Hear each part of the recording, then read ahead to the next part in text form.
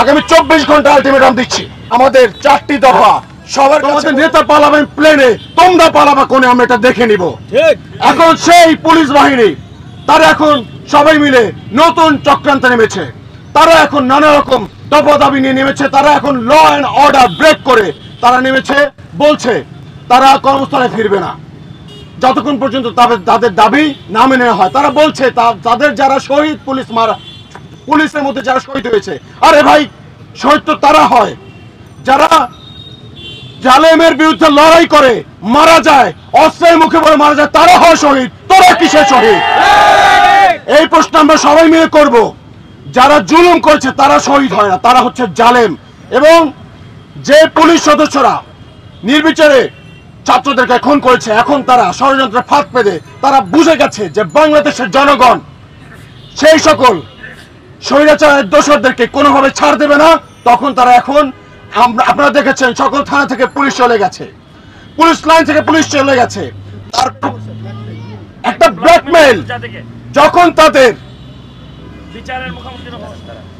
তাদের বিট্রেটা করা দরকার ছিল ফ্যাসিস্ট হাসিনার বিরুদ্ধে, তখন তারা সেটা না করে এখন বিট্রেটা করছে সাধারণ ছাত্র জনতার বিরুদ্ধে। এখন এটা বলতে পারি আমরা একটা ব্ল্যাকমেইল। সো এই ব্ল্যাকমেইল আপনাদেরকে মনে রাখতে হবে, এই ব্ল্যাকমেইলে বাংলাদেশের মানুষ কিন্তু ভয় পায় না, বাংলাদেশের ছাত্র জনতা এই ব্ল্যাকমেইল ভয় পায় না। সবাইকে মনে রাখতে হবে, আপনারা যদি এখন কর্মস্থলে না ফেরেন, যে 1.5 লক্ষ মানুষ এই যে হত্যাকাণ্ডের সঙ্গে যুক্ত ছিল, এই গণহত্যার সঙ্গে যুক্ত ছিল, যে 1.5 লক্ষ মানুষ এখন বিট্রে করছেন, মনে রাখবেন বাংলাদেশে এখন 26 লক্ষ বেকার রয়েছে। সবাইকে আমরা বলবো ওদের বাদ দিয়ে দিতে। আমাদের যারা ছাত্র জনতা আছে, মেধাবীরা আছে, তাদেরকে আমরা প্রস্তুত থাকতে বলবো আপনারা রেডি থাকেন, আমরা আমাদের দেশ আমাদের মতো করে সাজিয়ে নিব ইনশাআল্লাহ। আপনারা জানেন গত একটা সপ্তাহ আমরা প্রত্যেকে নির্ঘুম কাটিয়েছি, চোখের নিচে প্রত্যেকের কালো দাগ, মাথা সবার একদম স্থির হয়ে গেছে। এখন আমরা সুস্থ স্বাভাবিক চিন্তা করতেও এখন টেনশন হচ্ছে। আপনারা জানেন রাতের বেলা তারা ভয় দেখাচ্ছে, রাস্তায় নেমে গুলি করছে। এই কিসের কার এই তথ্য কিন্তু আমরা সব জানি আসলে কোন যদি আপনারা মনে করেন বাংলাদেশের মানুষ বোকা, জানে এই হত্যাকাণ্ড কারা করেছে এবং সাধারণ মানুষের উপর কারা নির্যাতন করেছে, কারা আর্মিদের উপর গুলি চালিয়েছে এবং কার ভয়ে পুলিশরা আজকে ব্যারাক থেকে পালিয়ে গেছে। মনে রাখবেন আমরা কিন্তু সব রকম তথ্য আমাদের কাছে সংগ্রহ করে রেখেছি। এর বিচার আপনারা যদি ঠিক মতো আমাদের কথা না শোনেন, আজ হোক কাল হোক 12 বছর পরে হোক, এর বিচার ছাত্র জনতা করেই ছাড়বে ইনশাআল্লাহ। আপনাদেরকে বারবার বলছি, আপনারা যারা ফ্যাসিস্ট হাসিনার তাবেদারি করেছেন, আপনারা অতি দ্রুত বাংলাদেশের মানুষের কাছে ক্ষমা চান। এত দাবি দেওয়া না করে, এই যে দাবি আপনারা করছেন, ব্ল্যাকমেইল আপনারা করছেন, আমরা জানি বাংলাদেশের এখন অর্থনৈতিক অবস্থা ডালমাটাল অবস্থা। আপনারা যে ব্ল্যাকমেইল করে এখন ছাত্র জনতাকে বিপদে ফেলানোর চেষ্টা করছেন, এটা আমরা ভালো করে বুঝে গেছি। আপনাদের এই বিপদে যে ভয় আপনারা দেখাচ্ছেন, এই ভয় আমরা আর পাই না। মনে রাখবেন আমরা আজকে বাংলাদেশের ছাত্র জনতা এক হয়েছি, মানে বাংলাদেশের 18 কোটি মানুষ একসাথে দাঁড়িয়ে গেছে। প্রত্যেকটা রাস্তায় অলিগলিতে মানুষ কথা বলছে। আপনারা দেখেছেন আজকে পুলিশ নাই তো তাতে কি হয়েছে, রাস্তায় প্রত্যেকটা অলিতে গলিতে বাংলাদেশের ছাত্র সমাজ নেমে গেছে। তারা নিজ দায়িত্বে কাঁধে নিয়ে তার ট্রাফিক পুলিশের দায়িত্ব পালন করছে, তারা বাজার মনিটরিং করছে, তারা দেয়ালে দেয়ালে যে সকল পোস্টার ছিল সেটা পর্যন্ত তুলে ফেলছে। তো আপনারা যারা এই ষড়যন্ত্রের সাথে যুক্ত, তাদের তুলে ফেলতে এই শিক্ষার্থীদের 2 মিনিট সময় লাগবে না ইনশাআল্লাহ। আমাদের কথা দীর্ঘ না করে আমরা আমাদের 4টি দফা সবার কাছে বলতে চাই। হয়তোবা আজকের মধ্যে একটা ঘোষণা চলে আসবে, অন্তর্বর্তীকালীন যে সরকার আগামীকালকে তাদের দায়িত্ব নেবে এবং আমাদের প্রথম আমরা যেই দাবিটি করব তাদের কাছে, যেন আমাদের সকল শহীদ ভাইদের যেই জুলাই মাসে যে গণহত্যা হয়েছে, সেই গণহত্যার বিচার যেন সবার আগে হয়।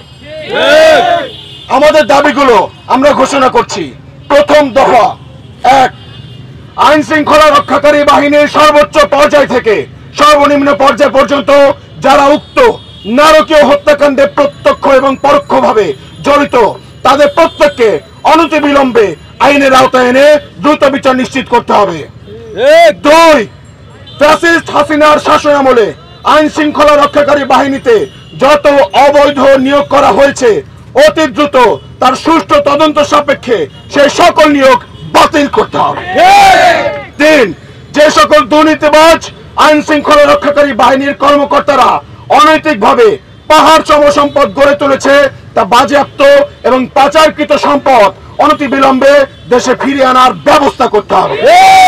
4, অনতিবিলম্বে আইন শৃঙ্খলা রক্ষাকারী বাহিনীর বিশেষ করে পুলিশ সদস্যদেরকে কর্মস্থলে ফিরে দেশের মানুষের জান ও মালের নিরাপত্তা প্রদানের জন্য আহ্বান জানাচ্ছি।